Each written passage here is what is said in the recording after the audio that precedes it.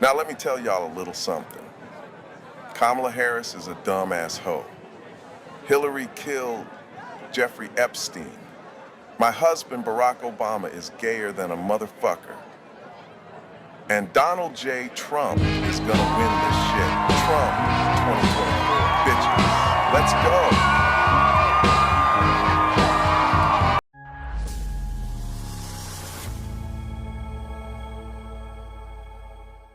The top 10 most embarrassing moments at the DNC tonight. Number 10, Bernie Sanders calls out the DNC to its face. At the very top of that to-do list is the need to get big money out of our political process.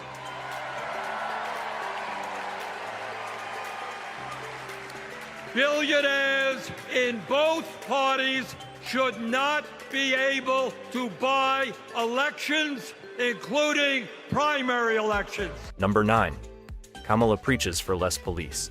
Yet her convention is filled with police protecting Democrats from rioters.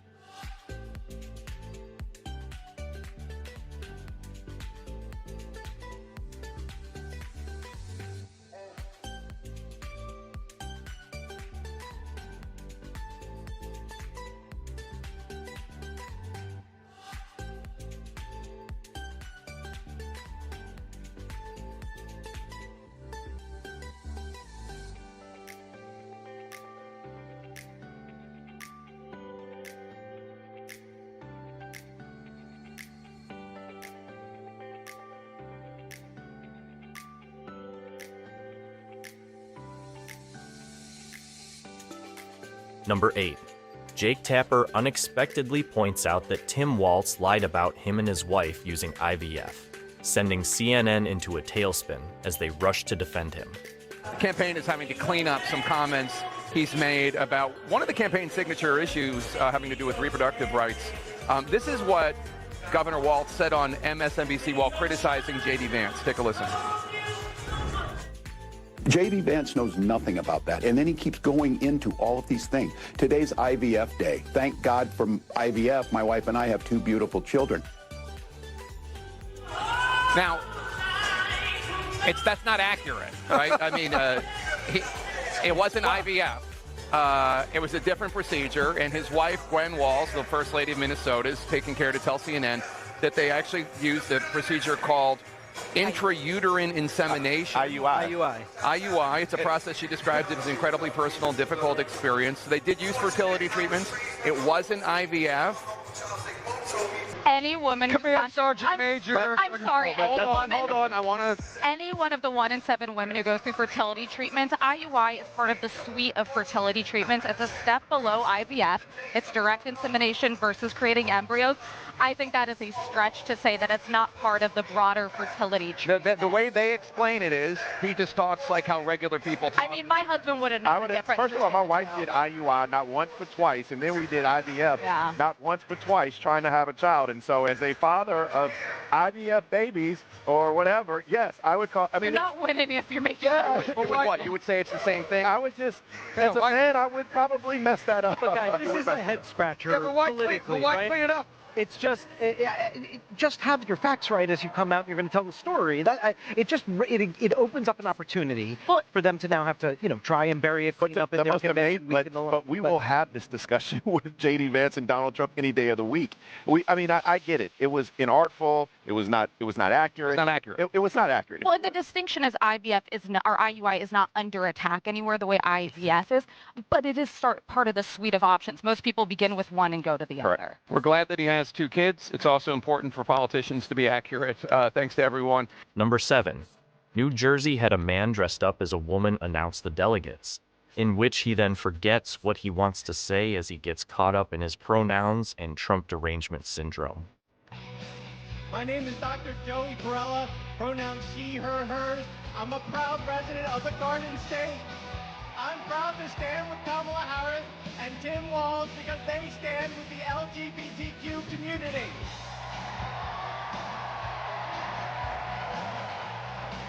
It's time to turn the page on Trump. Thank you. Number 6. California delegates initially chose to pass instead of casting their votes for Kamala Harris.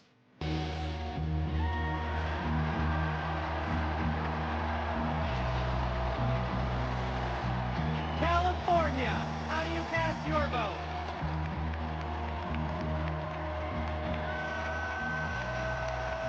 Mr. Secretary, the great state of California passes at this time. California passes. Number 5. The DNC crowd chants, "Do something," totally oblivious to the fact that their party has been in charge of the country for the last 3.5 years.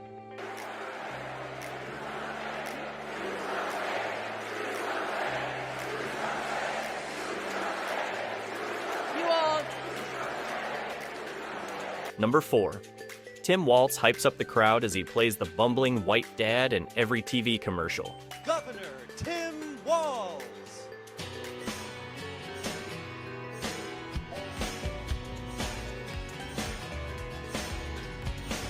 Well, I was born in a small town and I live in a small town. Number 3. Gavin Newsom calls California the great state of Nancy Pelosi before launching a 2-minute ass-kissing session for Kamala Harris. My name's Governor Gavin Newsom from the great state of Nancy Pelosi.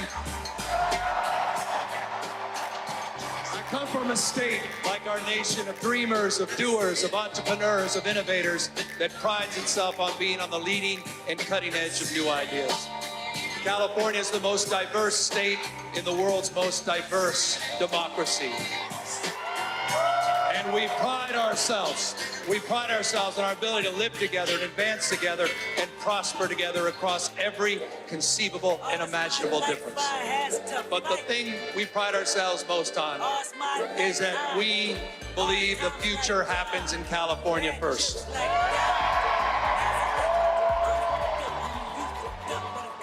And Democrats, I've had the privilege for over 20 years to see that future taking shape with a star in Alameda courtroom by the name of Kamala Harris. I saw that star fighting for criminal justice, racial justice, economic justice, social justice. I saw that star get even brighter as Attorney General of California, as a United States Senator, and as Vice President of the United States of America. Kamala Harris has always done the right thing. A champion for voting rights, civil rights, LGBTQ rights, the rights for women and girls.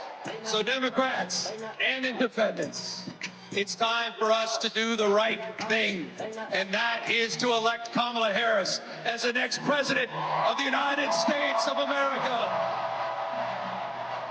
California, we proudly cast our 482 votes for the next president, Kamala Harris. Number 2. Matt Walsh is doing so well on his DEI journey that he was able to get into the DNC and make a surprise appearance on CNN. The more they see her, the more they're going to like her. I saw what she did in the Senate. We served together for 4 years. She cared about families. She could work with all kinds of people, and she was effective in getting things done. One of the things she pushed, which we succeeded in, was $35 insulin for our senior citizens. Now we're going to get it for everybody. What's your response when Trump takes credit of that? Trump takes credit for so many things he doesn't do and gets the blame for a lot of things he does do. He's lost his bearings, as we can. Number 1. Democrat member Raymond Lopez of the Chicago City Council comes out against his own party on live TV, saying the convention is failing. Democrats winning any new voters at this convention? I highly doubt it. I think this is all playing to their own base, not trying to recruit new people, because clearly the Democratic Party, my party, is not interested in talking about what matters. How are you going to keep people safe? How are you going to secure the border? And how are you going to deal with the 8 million undocumented individuals that they let in under Kamala Harris's leadership?